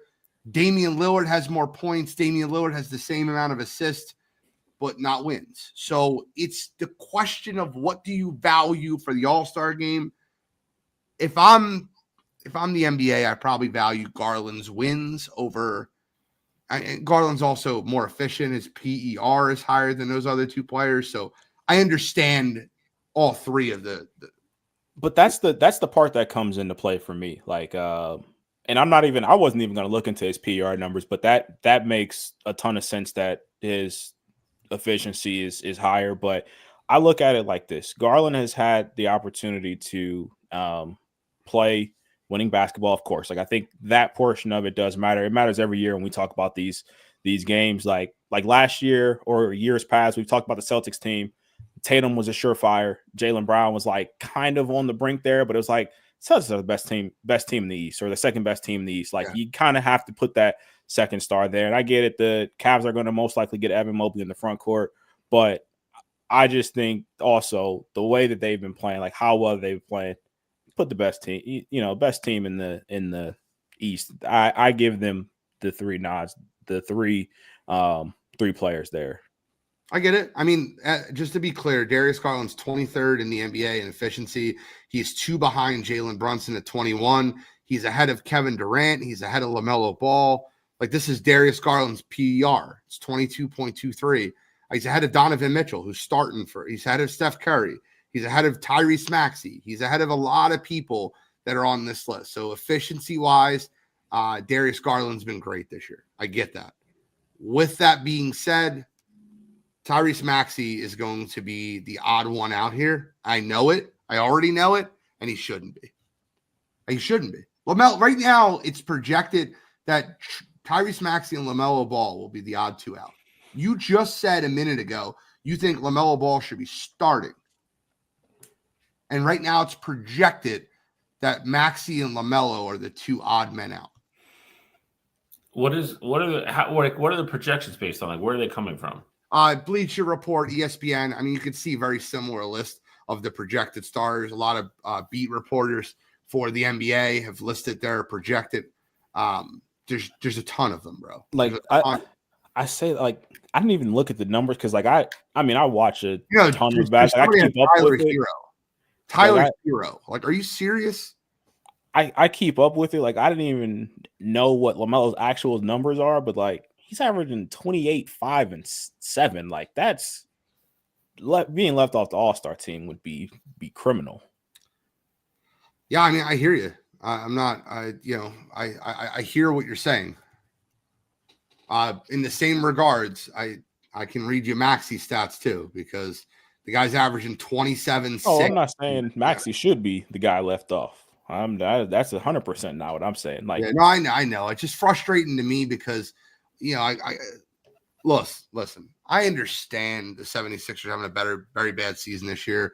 Paul George has missed more than half the season. Joel Embiid's played 13 games, and Tyrese Maxey is literally backpacking this team to wins. They've won 3 straight. I hope it helps them in tomorrow night's finals for whatever, but we'll see where it ends up. We'll see where it lands.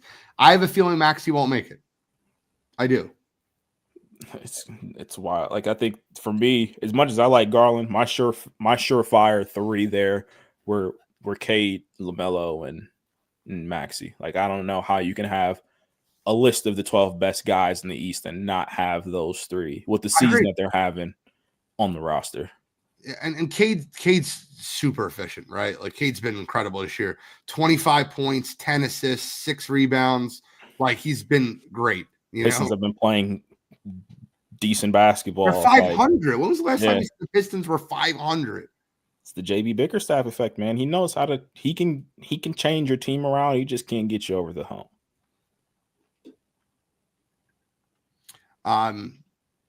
What anybody you absolutely outside the obvious ones you absolutely have to see on the Western Conference reserves?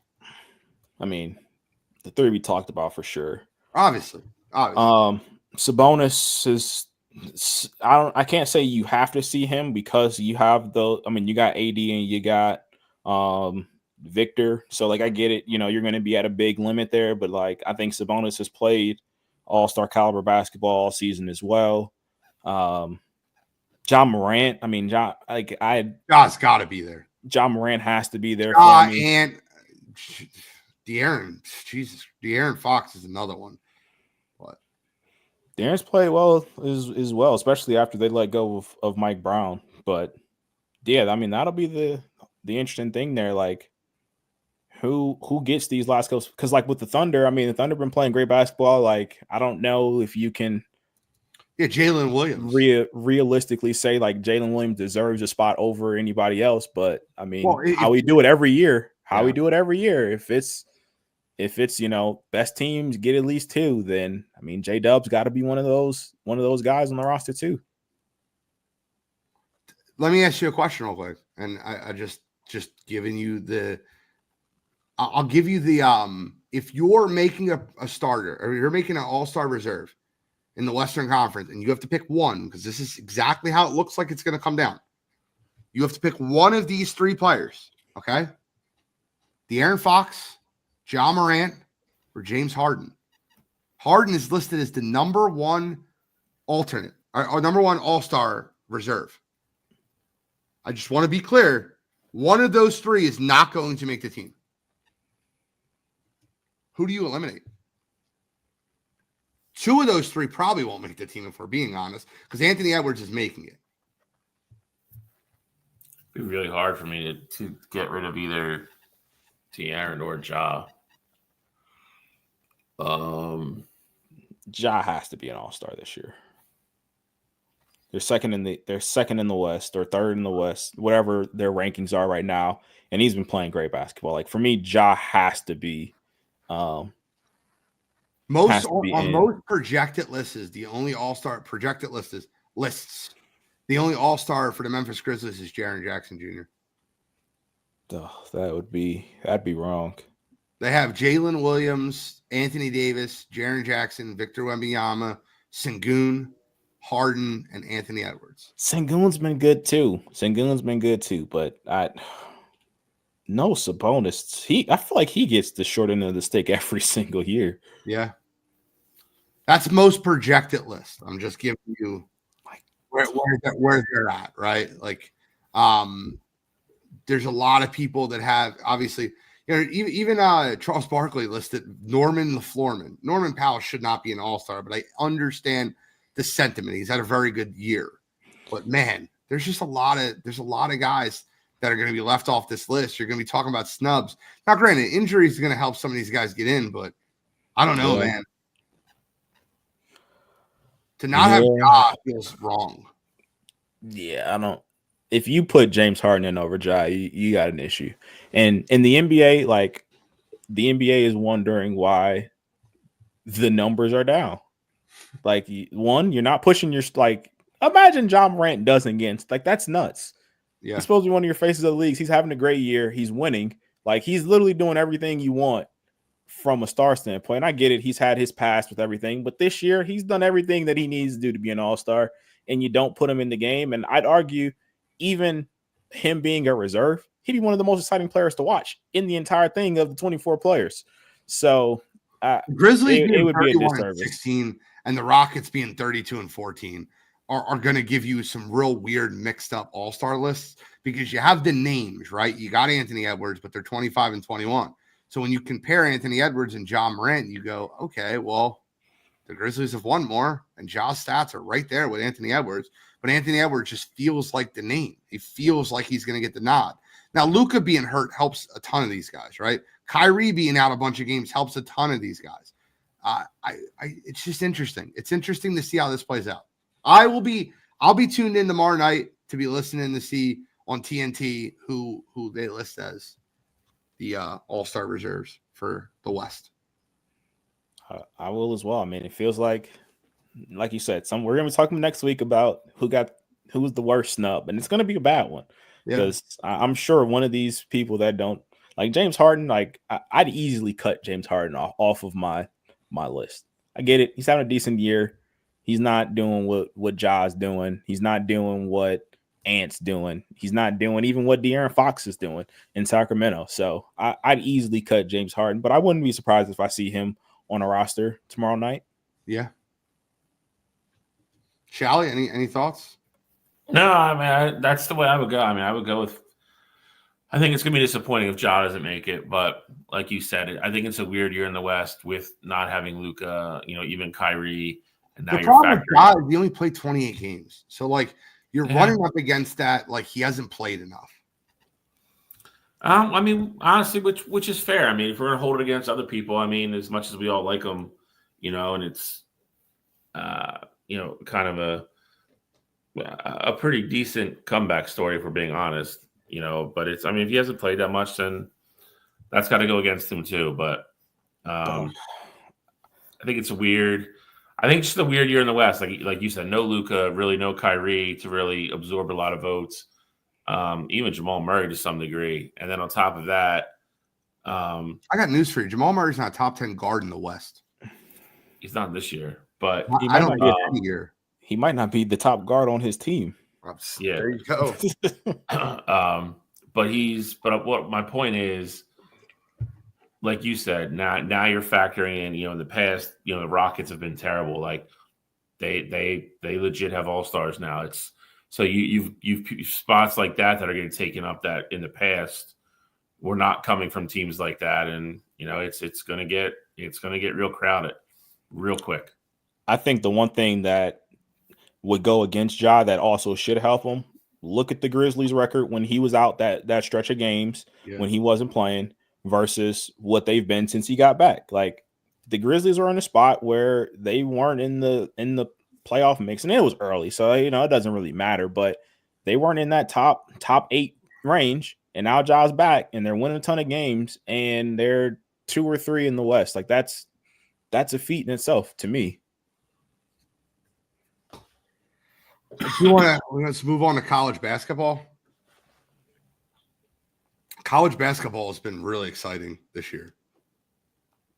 And I want to ask you guys a question. Here's where I want to go with it. Keep me honest here. Is there any conference that's even close to being as good as the SEC is this year? No. If you had to pick the final 4 teams this year, now, I think it's Duke, and it could be 3 SEC teams. It's super possible that you could get Auburn, Alabama, Tennessee. Like I could see Duke. I think Duke wins it all, though. I don't care where Duke is at as far as their conference. I think Duke is winning it all this year. I'm not changing that. I am not. Cooper Flag is just that good. He's incredible to watch. And Duke has been great since the beginning of the year. So like they had a couple slip ups early. They played NC State a lot closer than they should have recently. But Duke basketball is back with Cooper Flag. They lost 2 games early. They lost to Kansas by 3 early. They lost to Kentucky early. They haven't lost. They haven't even sniffed losing in like 13 10, or 14 game winning streak. Yeah. And they beat Auburn. I think Auburn and Duke playing earlier in the year is a detriment to Duke, only because I think Bruce Pearl will do stuff differently when they play the second time. But Duke's really good. ACC in general this year is not very good, but Duke is head and shoulders above everybody else in the ACC this year. North Carolina isn't as good as I think people thought they were going to be. Miami, Florida State, all those teams, they've all taken a big step back. The ACC is very down this year. Big Ten is a toss-up, a legit toss-up. You got Michigan State, and who wants to be the second team? You got Michigan State, and then you got a bowl of Wisconsin, Purdue, Michigan, Ohio State if they decide to show up, Rutgers if they get healthy, Illinois. They're just all going to beat up on each other down the stretch like they always do. I will tell you this: the Big Ten. I mean, unless something crazy happens, Duke is going to walk through the ACC tournament. The Big Ten tournament and the SEC tournament are going to be must-see TV. Absolute must-see TV, and for different reasons. Because the Big Ten legit has 8 teams that can all beat each other, and the SEC is going to have 8 probably top 20 teams in that bracket. I would debate that it's going to be harder to win the SEC tournament than it probably will be to win March Madness. Oh no, I'll tell you right now, if you want to win the national championship, you might laugh at me for saying this. If you're a team like Auburn, almost guaranteed a 1 seed, just go bow out the first game. Take a week to rest, practice. Look, you can laugh all you want. If Auburn it's not crazy to get to where they're going, why go through that gauntlet? You see what happens every year when you go through that gauntlet. Depending on what real bracket you run into, it's a gauntlet, and you're going to go through that gauntlet and then go into the NCAA tournament. It never works out. No, it's going to be emotionally and physically daunting for any of those teams to win. I mean, you got to realize at some point, you're going to have to beat, no matter who you are, you're going to have to beat some combination of Tennessee, Auburn, Kentucky, Alabama. Arkansas is not bad. LSU on any given night. I mean, they're giving Auburn everything they want right now. A&M, which is ranked. It's bonkers, dude. Bonkers this year. Okay, I gotta since we're here and we're deep into it. As great as the SEC is, and to your point, Gene, you said you could have 3 other SEC schools in the Final Four. What do you think you have a better chance of getting 3 teams from the SEC in the Final Four, or getting 0 teams from the SEC in the Final Four? Because I look at it like this: you have Duke, who I think we can agree is going to be one of those teams. But I also look at it like Iowa State's been playing good basketball. Kansas has not played as well as we thought they would. All over the place right now. But man. I mean, in the tournament, like if they're playing their best ball, they're going to be one of the toughest teams in the country to beat. You got Houston, that's right there. That's been playing great this year. I'm trying to think of some of the other ones, but there's so many teams like this. Like I feel like this is the most wide open that we've had in a really long time. Like I feel like did anybody? I didn't see the game, so I really want to ask this question. Did anybody watch the Kansas versus Iowa State game that happened a couple weeks ago? I saw the end of it. I want to say I saw like 8 minutes of it. Yeah, I probably saw like what happened. That was a beating. I know Iowa State's a good team, but Kansas wasn't missing anyone. I looked at the box score. I'm like, who didn't play? They're not playing well right now. Yeah. They're not. For me, it wasn't even that. It was more so like you could tell that Iowa State had the energy and Kansas did not. There was like a little like scuffle that broke out like towards the end of that game too. Like Iowa State just had all the energy, all the momentum, and they were just putting it to Kansas, and Kansas really had no answer. They lost at home again the other night. By the way, I think that we all forget this, that Oregon is a Big Ten team, but they got to be the second best Big Ten team, right? Am I wrong? Is it Purdue or Oregon? I don't think it's Oregon. I mean, I think Oregon is definitely in that mix. They definitely should be in that mix, but the Purdue, Purdue lost to us. Yeah, I don't know how the hell we skipped over Florida too. Dude, you were literally if everybody holds serve the first round, I mean, which is not guaranteed with who's going to be there, you are literally looking at the quarterfinals of the SEC with 8 teams being in it, and probably nobody ranked lower than like 15th or 18th. Yeah, like literally, like you're gonna have rank. Like it's crazy. I think this year there's. I'll make 2 wild predictions for the NCAA tournament. I think this year there'll be less upsets in the first 2 rounds because I think it's a lot top. I think it's very top heavy, but I think there's 22 teams that can make the Final Four. I'm not saying they can win it all, but I think there's about 22 teams that can take a run depending on who they play that can make the Final Four. And I'll say this, I think there's about 7 or 8 teams that can win it all, which is a crazy number. Now, granted, Duke is my favorite. Higher than that. You think so? It might be right now. See, here's the thing you got to watch. Like to the team we just talked about, does Kansas get their ass in gear?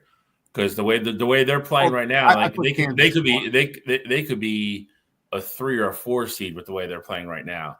And if they get seeded that low, but they get their ass in gear, like again, that's not a team you're going to play in the Sweet 16.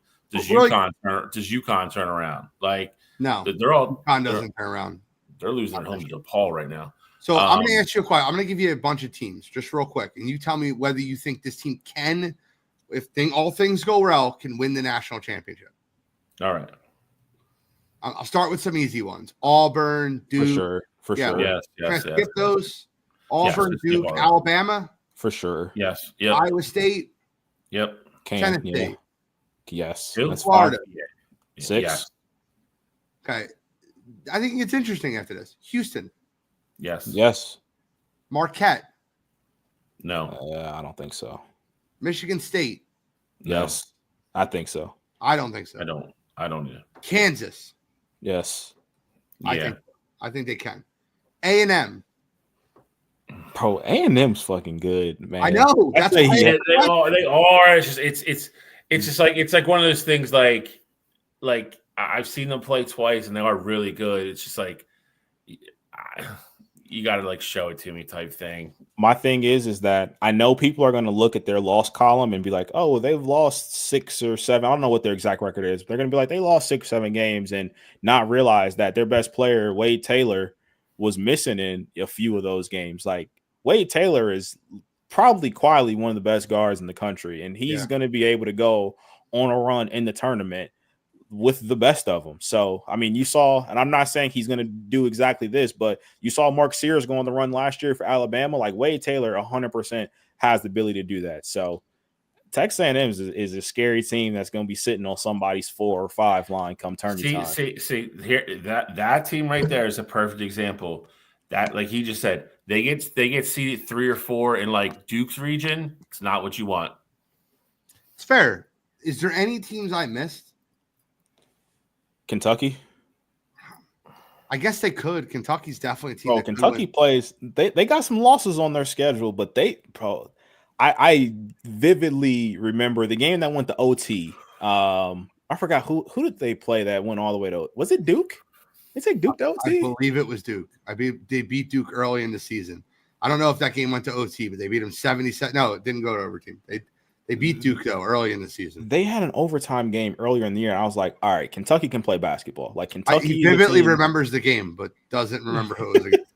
I'm just kidding. Was it Gonzaga? Florida? The Florida game was 106 to 100. Gonzaga, 90 to 89. That's got to be the game you're talking about. Could be. Kentucky plays great offensive basketball. They can, and come tourney time, when you want to win basketball games, that's a team that's going to do it. That Florida game did not go to overtime. They scored 106 and 100 points in regulation, by the way. Wild. You want to talk about team to score? Florida can go, man. Yeah, it had to be the Gonzaga game because that's the only OT game. So Wyoming is a sleeper. Look at this, Eric Rosenblum. We'll have a fun bracket. Katra, I want to move over to women WNBA. The signings, the trades, definitely been chaos. We were talking about the other morning on Coffee and Sports. You were super, super well versed on it. Why don't you lead the discussion here, and then we'll be able to fill in. Yeah, absolutely. So, I mean, I think the first one that we got to talk about is probably the biggest one that's happened so far this offseason. You had the 3-team trade. The Vegas Aces sent Kelsey Plum over to the LA Sparks. The Seattle Storm sent Jewel Lloyd over to the Aces. And the Storm got back the Sparks' number 2 overall pick. I think this is one of those weird cases where all 3 teams win. Like Seattle was already going to be in this kind of rebuild situation. You have Skylar there already. You have Nika. Why can't I think of her name? The twin, Nika Agumake, there already, and now you're going to add in number 2 overall pick. Like that's a good core to build around. With the Aces, Plum was set to be a free agent after this year anyway. They were already expecting her to explore her options. Jewel Lloyd's also going to be a free agent after this upcoming year as well, but it just kind of gives them the Jewel Lloyd thing, though. Real quick, doesn't it feel like the Jewel Lloyd thing is to try to maximize and get another opportunity at a title this year? Absolutely. You can't run it. You can't run it. You just ran into the you ran into the Liberty last year, and you played them well. You just didn't have enough horses. And as good as Kelsey Plum is, she was an Olympian. Jewel Lloyd's a better basketball player Right now. So exactly right now. And if you're trying to win now, that's what you got to do. So I mean, it's a move that makes sense. And then for the Sparks, they 100% needed a guard. They wanted to get Paige Beckers in the draft, but when you fall to the number 2 pick, it's like, yeah, I think this draft is actually going to be really good. Maybe not as good as last year's class with like Clark and Reese and all those good ladies, but I also think this class is good. But they were like, hey, we need a guard to pair with Rakia Jackson, De'Erica Hambry, and Cameron Brink. And that's what they got. Like somebody that's going to go out there, put a ton of points on the board. And I think that Sparks team they were a team that was rebuilding. And I think this puts them right in the thick of it, not necessarily win a championship, but to compete. So I think this is a win for all 3 teams, like in the weirdest because that never happens in a 3-team deal. I don't think all teams win, hardly ever. I don't see, and I hear what you're saying. I think this is a one-horse race for the WNBA draft. There's definitely other really good players, but it's a prize draft. Like, look, the next couple picks, you can almost shuffle them up. The 2 girls from Notre Dame, they're very good. Obviously, really good, the power forward from USC. Like, there's players that are good, but there's no one on the Paige Beckers list. And like it's a big jump from A to B, right? Cameron Brink is a better player than anyone that's after Paige Beckers. And that's the number 2 pick last year was. I could easily argue that Camila Cardoza and Angel Reese will have a bigger impact in the WNBA than anybody after Paige Beckers. People are sleeping on, I'm telling you now, Anissa Morrow is going to be the name to look out for. She's pure scorer from LSU. She's like a wing kind of player. So she's gonna be the one that goes to a team next year, and she's gonna have the size to get her own shot at the next level. And I think that's the sleepy one. Where they're projecting her to land, and I think this would be the greatest move. Indiana. Yeah, that would be perfect. Had her with Aaliyah in the middle. Kelsey Mitchell, Caitlin. That's a big 3 in my book. That's a big 3. Big 4. You have Caitlin, Kelsey resigned, Kelsey Mitchell resigned, Aaliyah Boston, and you add her. That's a 4. That would be a great landing spot for her. It's very interesting how things are going in the WNBA now. I don't look. We could talk about the what is the league name? I've caught a little bit of it. Unrivaled. The Unrivaled League, the 3-on-3 league that they have. I don't care about it. I'm looking forward. I'm watching more women's college basketball than I'm watching Unrivaled. I just don't think it matters as much. But I will say this. I think I've really, and listen, Anissa Morrow's a good player. I think this is a one dog draft.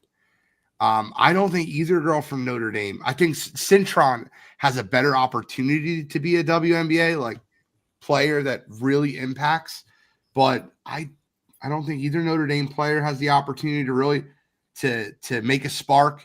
I definitely am not in love with the girl Kiki from USC, but we'll see.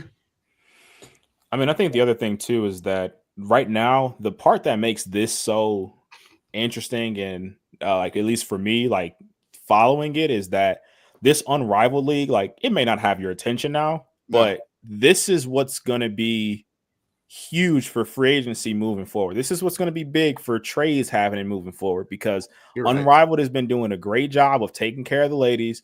They got them great facilities. Their training regimens are great. Like a lot of them are going to be in that league, and it's kind of already happening now, but a lot of them are going to be in that league and be like, hey, I play for this WNBA team, and we're not on these charter flights, and they don't have this facility for us, and we're not getting treatment, and we don't have these, eating regimens and things like that are happening in this new startup league.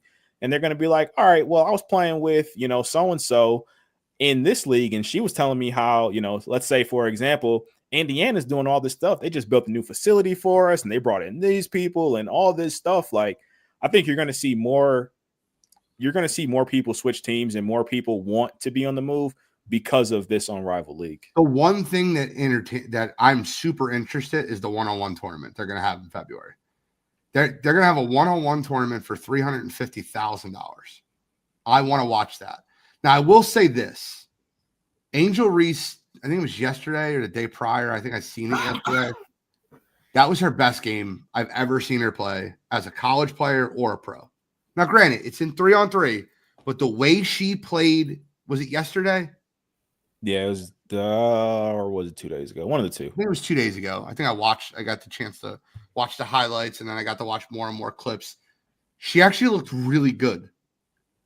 Got to give her credit. She's worked on her game. She's moved forward. The one thing I'll say, and I kind of pass it to Shally or see what your thoughts are. I do think it's interesting that Caitlin didn't play in Unrivaled. She's not entering the 3-point contest. She said the first 3-point contest that she wants to enter is in the WNBA this year. She's basically been off the map. And what you're saying, a lot of these players develop friendships, develop bonds, free agency. Might hurt her to be away for a little bit. I don't think it hurts her at all. I think it hurts her game. I think it hurts. I don't think it hurts anything. I think she needed to be away. I think she needed to be away, have some time to herself, kind of go be a real person and not Caitlin Clark, the person that everybody's following around everywhere she goes. And I think she needed to rest more than anything. I think she needed to shut it down and get ready for the WNBA season. And again, I mean, it's not a bad thing. I mean, Angel Reese is probably the most high profile player in the 3-on-3. And again, it's given her a chance to kind of shine, and the people that are watching it, it's you get more familiar with her and some of the other players in the league. I don't think it's bad for Caitlin at all, though. I think as soon as they get into camp, it's going to start all over again. So they need another player there, though, Bill. They need another player, and I don't care if it's on the recruiting trail. It can't just be Caitlin, Aaliyah, and Kelsey. That they have position for max. But you got to give them time too, dude. You got to give them time to get the player. I mean, she's not going anywhere, and it's shit. You hope. Well, I mean, it will be. I will say this: it will be interesting to see. I mean, because Asia's been in Vegas the whole time, correct? Yes. It'll be interesting to see what happens if some of them actually test free agency and down the road and kind of see where we get, because you have to realize Caitlin signed like a 4 or 5 year deal, I think. 4 year, yeah. So I mean, the WNBA in another 3 years is going to be in a drastically different spot financially than it is right now. Oh, they're in the process of now signing a new collective bargaining agreement, so the contracts are already going to look different. So I mean, if I'm Indiana, you say give them time, which I hear you. You never want to put all the pressure on your young players, but at the same time, this is very much a win now window for them. Because if you're Caitlin Clark, like, all right, I'm in Indiana, this is cool, this is fun or whatever, but 4 years from now, 3 years from now, whatever the case may be, Olympics are going to be on the back burner. She's going to be playing there with a lot of those people. And let's say for shits and giggles, the Sparks, like, if you have the opportunity to go play for the Sparks, or you got an opportunity to go play for Vegas, or you got an opportunity to go play for the Liberty, like in these huge markets, you're already big, but going to those markets are going to elevate that even more. Like, you're going to entertain the opportunity. You entertain it. I don't. Again, I mean, obviously don't know her, but that's also a drastic. Don't forget she went to Iowa. Like, she didn't go to UConn. She didn't go to. So I mean, she's kind of like that Midwest person. I'm not saying she wouldn't go to the Sparks and be like, hey, I'm going to go play in LA or go to Vegas. I also don't know if she would want to go live in Vegas. I mean, that's a totally different lifestyle. New York, obviously, as well. So I would also say that there will be pressure behind closed doors to keep her in Indiana, probably. But, behind the scenes from WNBA. But I think that point to, like, you brought up the Olympics, though. She's going to be on that team, and I think you saw kind of all the clicks this year, and she's going to be smack dab in the middle of that.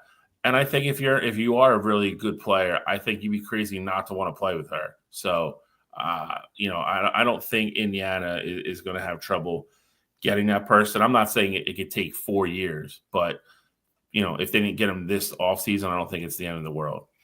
I think the one player you need to look at for an Indiana Fever to sign, and they can sign a person somebody to a max contract, is Gabby Williams. And I think that she can move. She's a free agent. Gabby Williams, I think you watched her in the Olympics, right? You watched what she just did. I think she can move to Indiana, and I think that she would be a perfect wing to add to that team. You have Kelsey and Caitlin. You get Gabby Williams. You got Aaliyah, and that's your team. That's your 4. Yeah, and I mean, another thing too, kind of keep in mind as well. I mean, the Fever do have 2 players playing for in this unrivaled league, and Aaliyah Boston is one of them. So, I mean, you have the opportunity to still network. I'm sure she's like, hey, let's come play with me and Caitlin and Kelsey, and we can do some damage. Nobody's looking out for us right now. We made the playoffs last year. We just need really one more piece to score with Caitlin, and we could play with anybody. So, like Bill said, I mean, I think people going to play with them won't be bad, but I also hear your point, being around the WNBA players and just building those relationships could have been helpful. I don't think she should have played, but I do think I think it'd be wise for her to go to some of these games and just be around. Support. Yeah, support. Even she goes there for a week and supports. Yeah, for sure. Agreed. All right, let's move on to You Got to Be Kidding Me, gentlemen. All right, perfect. So this week for me, kind of perfect segue here. I'm going to the ladies' game. I'm going college basketball, and I'm going to go to. It was a big time matchup this past week. You had LSU play South Carolina, and South Carolina took care of business. But after South Carolina took care of business, DJ, I don't know if he's caught up in the moment. I don't know if he's not reading the room properly, but decides to play a song that was made and produced by Flau'jae Johnson's dad, which, you might be thinking, that's not a big deal. She's, they're just trolling. Well, Flau'jae's dad died 6 months before she was born, and they thought that was going to be the thing to really give the way to troll her and really get on her about that. So after the game, she posts on Twitter, I'm perfectly fine with losing. That's too far. South Carolina ultimately decides to go ahead and suspend the DJ for upcoming games. They put out a huge statement with an apology and all this kind of stuff. But I'm all for, especially at the college ranks, I'm all for trolling. I'm all for, getting after these teams, especially if they're your rival, like South Carolina and LSU. They've had these great back and forths the past few years with both teams being so good. But this is just way out of bounds here. I mean, 100%. Girl's father died before she literally was even born, and you thought it'd be funny to play the song after she lost the game to troll her. So for me this week, the DJ from South Carolina that thought this would be a good decision. Come on, you gotta be kidding me. I don't have one, but that's dirtbaggish. I don't know if he knew. I don't know if he knew, but that's a horrible coincidence if it's not. Well, I'm not gonna lie to you, if you know who her dad is and you know who the song is, you have to know. There's no way you look up Flau'jae Johnson's dad, find the song, and don't have the story that he died. I mean, I guess you could make the argument, why would anybody look up her dad? But at the same time, how do you find the song? How do you find the song? Yeah, that's what I mean. I would be hard pressed to believe that was a coincidence. I just don't know why anybody would think that that's okay to do. Like Cottrell said, trolling's fine, but that's a personal level. That's a shot at somebody. And B, how somebody wasn't going to notice that. Somebody, you know what I mean? Somebody wasn't going to be oh, did you hear what, there's no way that was going to go unnoticed. I don't know. People suck. There's a lot of them this week, Shal. You sure you don't have one? Bro, I'm sure there are. I'm literally 35 hours in the work already. All right, well, I'll give mine. I've been looking forward to giving this one, and I kept it under wraps all show. My You Got to Be Kidding Me this week is Josh Harris. Josh Harris, the owner of the 76ers, the Washington Commanders, and the New Jersey Devils. After the Philadelphia Eagles won the NFC Championship game, the Philadelphia Flyers, Twitter, Instagram, put a congratulations out. Philadelphia Phillies, Twitter, Instagram, put a congratulations out. The 76ers Instagram and Twitter, was told they were not allowed to congratulate the Philadelphia Eagles because Josh Harris owns the team. Now, at first, it was speculation. And Barstool put a report out like, hey, this could be real. They get in touch with the 20-year-old that runs the 76ers social media account and said that he was forbidden to congratulate the Philadelphia Eagles from upper management. That can only mean Joshua Harris. Joshua Harris owning the Commanders obviously was upset his team lost. It's the same city. It's the same town. You own a basketball team in this city. This is not reading the room, Josh. Josh Harris is definitely an upgrade in ownership than Daniel Snyder was in Washington. But I promise you guys, Commanders fans, that all love Josh Harris now. You just love him because you have an onion instead of a rotten tomato. And I'm telling you right now, he will show you his true colors. He is a terrible owner. He's an awful person. And for that, this week, Josh Harris is my, you got to be kidding me. Come on, you gotta be kidding me. Fucking dweeb. 100%. Gentlemen, fun show. Final thoughts. I mean, I know it's early, but this might be show of the year so far. It's early, but I'm telling you, that was a good one. That was a good, from trivia, basketball talks. You got to be kidding me. We're great. This was a classic. We're on a really we're in a good run right now. I would definitely say. on a heater. It's the NBA Jam. It's we're on fire right now. I do only me and Gene have big heads though. I don't know what's going on with that, but I do. My head's getting a little. Gene, you big head. I have a big head. We have big heads. I don't know what you're talking about, bro. All right. I think I have a perfectly sized head. Thank you guys for tuning in to Wire2Wire Sports Podcast, episode 225. I'm the NFL genius, Gene Walzak. In the upper left corner, that's Kent State's own, Cleveland's own College Cottrell, Scholastic Shally, Uncle Shally, Philadelphia Eagles Shally, and we Go Birds! Out.